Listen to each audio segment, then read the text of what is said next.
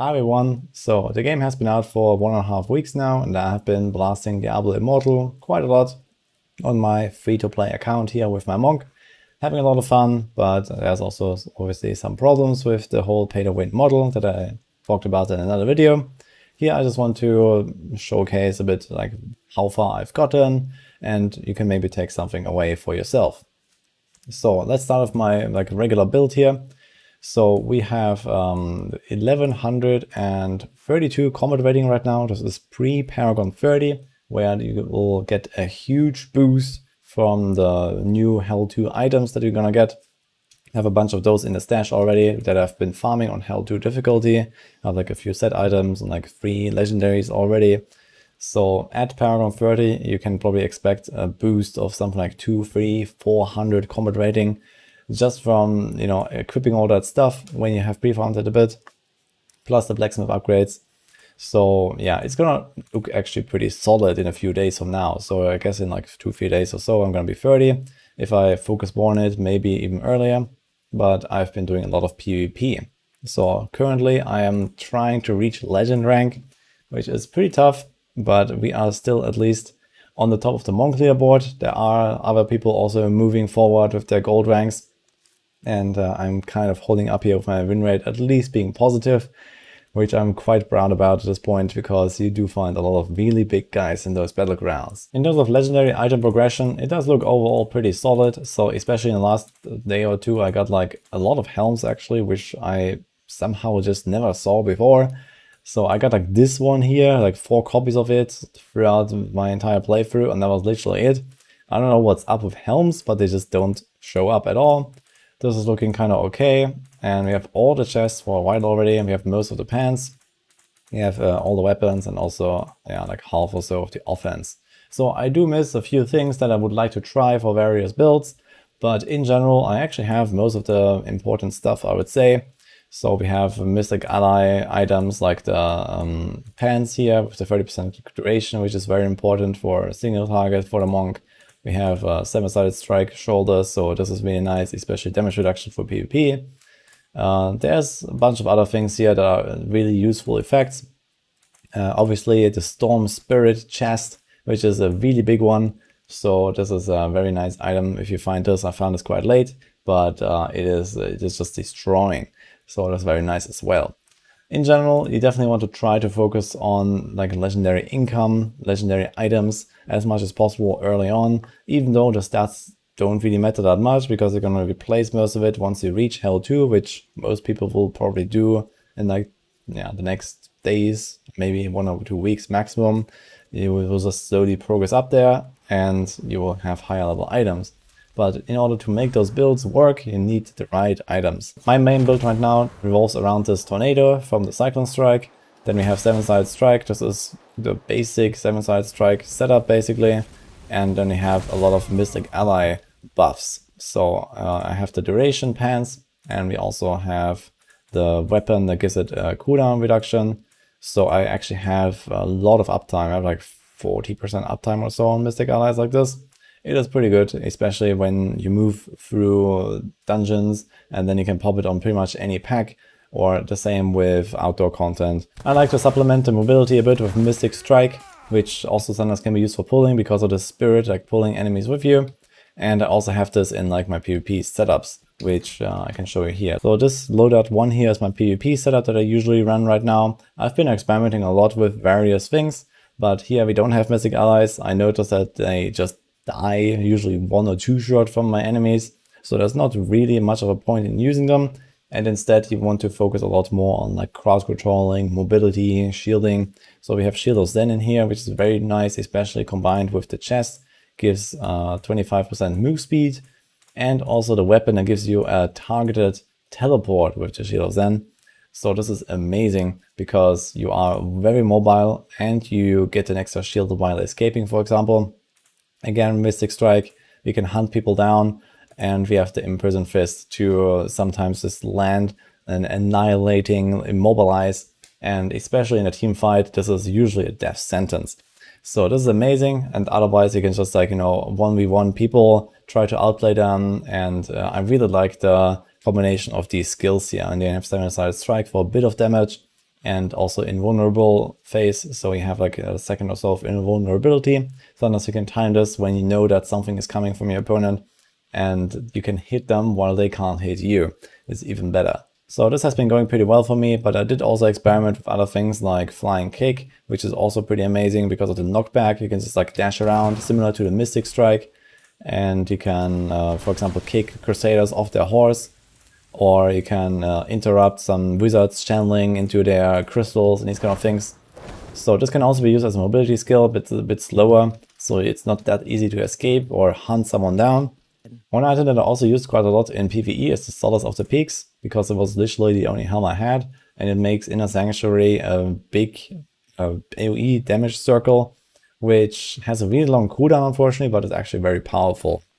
So you could usually combine this with something like the Cyclone, and then you have, you know, 2 AoE zones, and there's also the 7 Spirit Strike weapon that I like to use for some of my pushing and challenge rifts, for example. So you have this runic circle, and all of the enemies inside of it will be struck. So when you do challenge rifts and you have like 20, 30, 50 monsters or so stacked up, then you do lots of AoE damage with that combo from all these different AoE zones.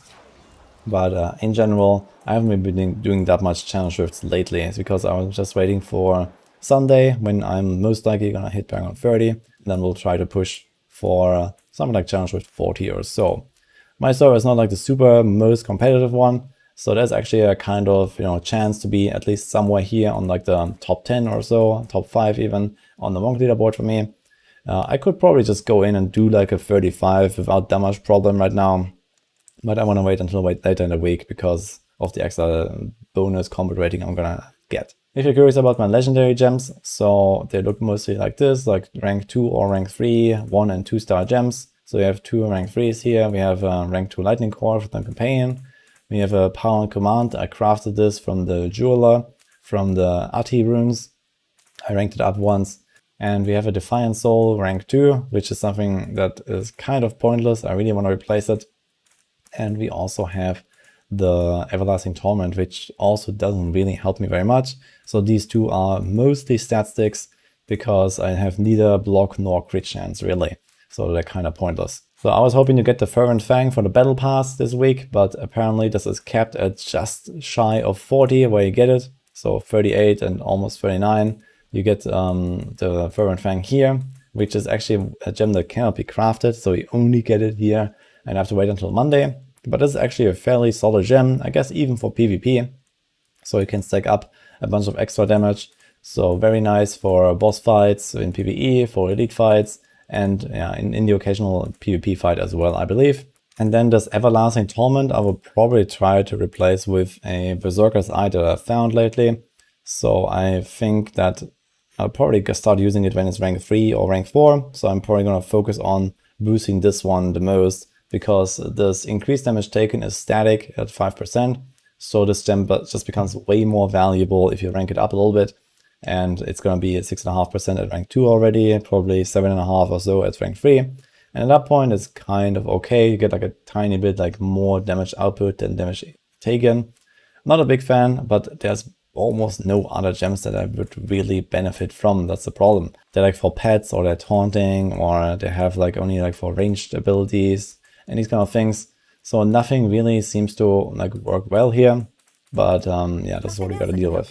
If you're wondering how I got here, I mostly focused on maximizing all the different daily caps of things you can farm, like the hidden layers for the gems, like the gem drops from party play, like trying to get a lot of legendary items each day and stuff like that. So there's a lot of hidden caps and so on that are not exactly obvious, but I can talk about those in more detail in another video. And also obviously all the shadow activities. So you want to make sure you always do all your daily stuff to get the most out of your character progression. Make sure you kill a cell twice a week and do that on all of the difficulties to get a scoria. It's very important for the combat rating. Farm your blacksmith upgrades. So these kind of things, they just help you to progress, because especially now, like close to the threshold of hitting Hell 2, or I've been farming Hell 2 already for the last 1-2 days on and off. It is really a matter of combat rating. You need to stack it up as much as you can. Every point matters until you reach that threshold of 1220, which is the entry level for Hell 2. And I'm just like slightly under it now, so it kind of works. and I can kind of farm it. But even so, like, everything hurts a lot and I do less damage than I should. And so I'm also really trying to, squeeze out as much as possible right now. If you want to see how this looks in action, here's a clip from a random battleground that I just chose. So here we have this rather mobile build. I'm usually trying to focus on causing as much mayhem as possible among the enemy team because I cannot really do much damage. And typically I'm trying to hunt down like the survivors of a fight or try to CC the enemies so that when in a team fight, we can just take them down together. I'm obviously fairly weak as a free-to-play guy. I sometimes have like literally half the damage in the life of my opponents when you find some rather big whales. So it's kind of tough to actually like 1v1 people. Especially when you're on the defending side, you have to make sure that the attackers don't escape with low HP and bandage up again, because every kill counts, and this is the winning condition. 55 kills as the defenders gives you the win. So this is how most battlegrounds are won as the defenders.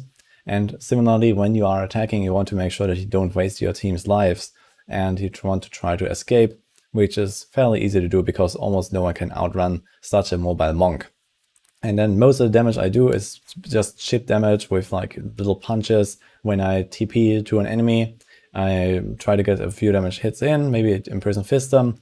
Most of the time you can try to catch them by surprise with a 7-sided strike or an imprison fist so that they don't run away, and then you can get a few more hits in. And then you can just run away again, heal up again.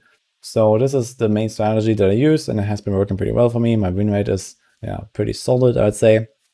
And I'm just trying to grind out those ranks slowly with my rather meager performance sometimes.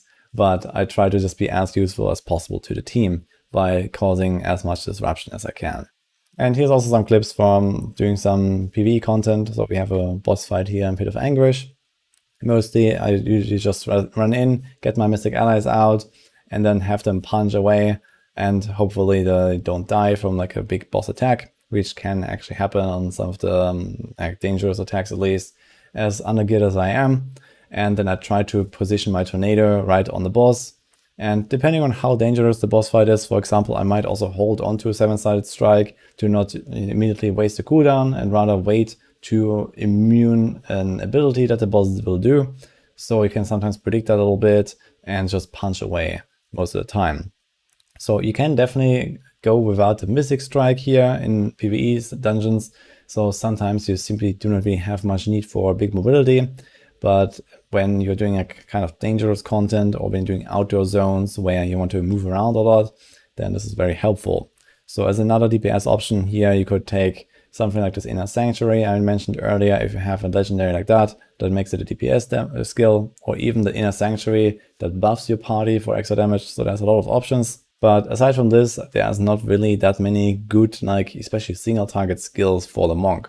One skill I really love is Exploding Palm, but it also doesn't really help all that much in some of those dungeons because there's simply not really any trash monsters to blow up. But when you are farming content that has a lot of very small guys, for example in Challenge Rifts, Exploding Palm is very helpful because you can just explode on like 50 different targets and you can create some insane chain reactions.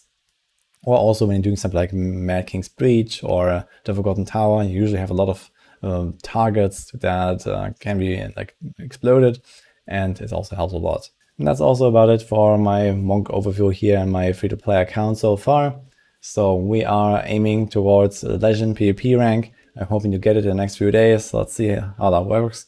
And obviously we're also slowly trying to prepare for the Rite of Exile to maybe have a shot at becoming the Immortals on the server. That would be awesome. And I'll keep you guys updated about this. Hope you enjoyed it. Hope you take something away for yourself and have a lot of fun with the game. Subscribe for more Diablo content, and I'll see you guys next time.